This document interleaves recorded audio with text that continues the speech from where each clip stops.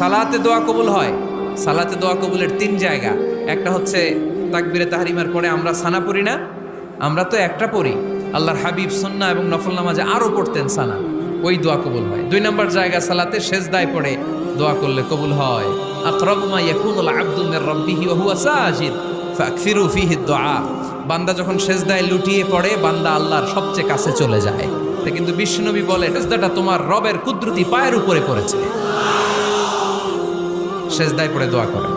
সালাম ফিরানোর আগে বিশ্বনবী দোয়া করতেন, লা ইউসাল্লিমান্না আহাদুকুম হাত্তা ইয়াতাআওয়াযা মিন আরবা'a।